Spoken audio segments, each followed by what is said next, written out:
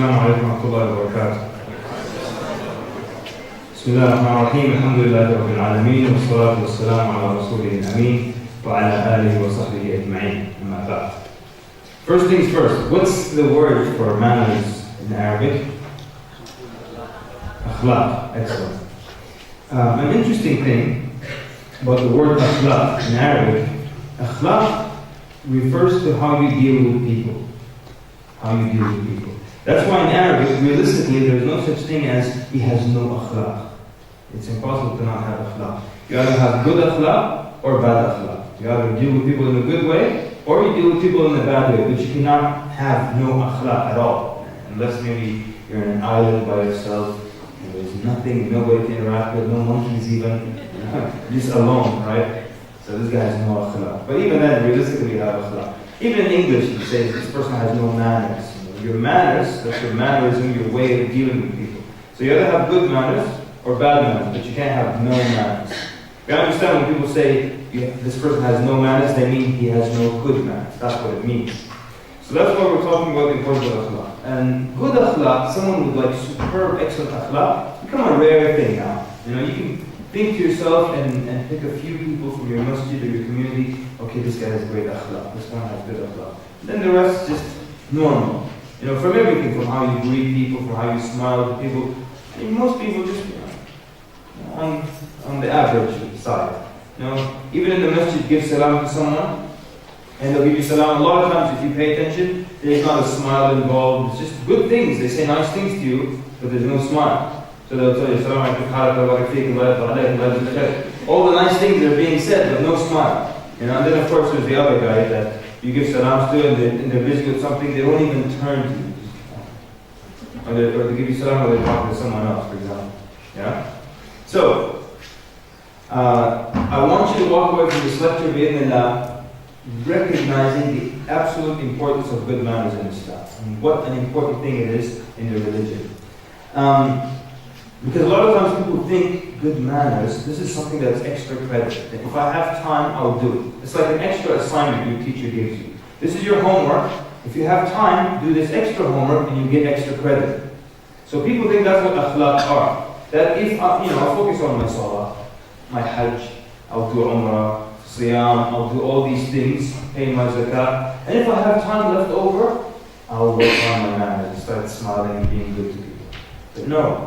Akhlaq, this is your manners, your good manners, it's part of who you are. Constantly, it's a constant thing. It's not something we do if we're in a good mood, if everything's okay, if nothing's okay, we can be nasty. A lot of Muslims have this belief, telling you, business is business. I knew someone, we used to work at the same company, he was a Muslim. And during meetings, and we were discussing business and work, very rude, very rude. And he thought it was okay. I can be rude to you because this is business. And then outside we're brothers. We don't have this in Islam where when we're in a meeting, I hate you and you hate me. And then outside, hey, let's go grab a sandwich together. There's no such thing. We don't have this dichotomy, we don't have this split. It's something that's continuous and consistent the whole time. Yeah? So he was telling me, I'll be rude to you in the meeting, and then after that we'll go eat some kebab together. So what makes you think I have kebab with you? You're a rude person. Let's have kebab with some nice people. Nice guy, everything is good. So, good manners is not something of extra credit that when I finish the more important things, then I will see if I can improve my manners a little bit. Yeah.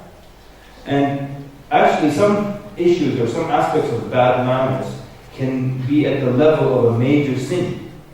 Bad manners, major sin, such as riba, namima, backbiting, spreading tales about people. These are major sins. And I speak about someone when they're not there, that's a major sin. It's a bad manner, a bad mannerism, and it's a major sin. So it's something that's very, very serious. And a lot of times people don't know how serious it is. They think it's something extra. My brother, mashallah, prays 5 times a day. His beard is so long that he trips over it sometimes when he's walking. But it's very rude, very harsh with people. And this was not the way of the Prophet ﷺ. And it's sad that a lot of times young people, especially a lot of times with the youth, they think that, to be religious, you have to have a good frown on your face, And especially if you see someone doing something wrong, just come to him. Frown. It's haram, people. Haram. That word haram, this mashallah is a good believer. Now, this is not the description of the Prophet ﷺ. The Prophet was described, وَكَانَ هَاشًا بَاشًا لَا تَلْقَهُ إِلَّا مُبْتَسِمًا. He's always in a good mood, always smiling. You never find him except that he's smiling. You know, when he would enter the house, you know how like Nabi Sallallahu Alaihi Wasallam, when he entered the room or entered the home, suddenly the mood changes. Everyone gets to be in a good mood all of a sudden. Because he'll say nice things to this person and joke with this person and make this person smile. Suddenly everyone in the house is in a good mood. Why? Because the Prophet Sallallahu Alaihi Wasallam entered. Unlike some fathers now, right? I always say this, the children, when the father is away, they're with their mother at home. They're singing little songs, and there are some butterflies, and there's some birds singing, until the father comes home. He opens the door, and suddenly the butterflies are gone, and the birds stop singing, and the children are now. So, now this is the stereotypical Arab father. Excuse me, Arab father that I make fun of, yeah? So the stereotypical Arab father, he comes home, and he has to get what? His lunch. It can't be late. And they bring him his lunch and he eats. Then he takes his nap. And do not, under any circumstances, wake up the Arab father when he takes his afternoon nap. You know, it's the truth, right? It has to be an emergency. If someone's dying, wake him up. If someone's about to die, why is he waking up before they die? Okay, so, you know, so your success in life is linked to this subject. It's linked to good manners. In anything, in business, in dealing with customers, in dealing with your spouse, with your children, with your parents, with your neighbor, with people in the community, it all depends and relies on having excellent manners and having good akhlaq. You know, many things show you how important manners are in Islam. One of the things that show you the importance of manners is that when the Prophet ﷺ was explaining to people why he came, he mentioned manners. So in the Nabi Sallallahu in the famous hadith, he says, إِنَّمَا بُعِثْتُ لِأُتَمِّمَ مَكَارِمَ الْأَخْلَاقِ. The Prophet says, I was sent to perfect the most noble of character. Okay? But would you expect the Prophet would say, I was sent so that people would say, La ilaha illallah, I was sent so people would pray 5 times a day, I was sent so people would go out to Hajj or go out to Jihad or something. But he comes out and he says, I was sent to perfect good manners. So it's as if that's all I came for. So why did the Prophet say it like this? To show you the importance of good manners in Islam. As if he was just sent to fix your manners, to make you have the best of manners. That's why I came. Phenomenal. The wording shows you the importance of manners in Islam. Not only is this in the wording of the Prophet ﷺ, you look at the wording in the Quran, and it's also similar.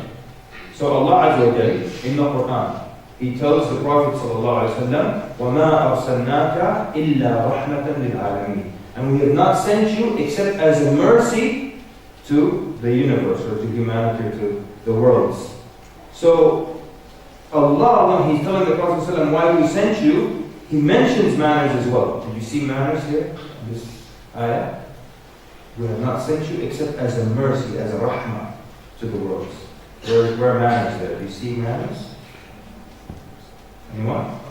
Rahmah. Rahmah is mercy. Can you have mercy with bad manners? You can't have mercy except if they're good manners, true or false. And I told you there's a village, and in this village everybody hates everyone else. Everyone's lying about everyone else, backbiting, spreading tales, and just horrible. There's jealousy. Every bad mannerism is in this village. Can you say, well, that's a village of rahmah, it's a village of mercy? Can you say that? Absolutely.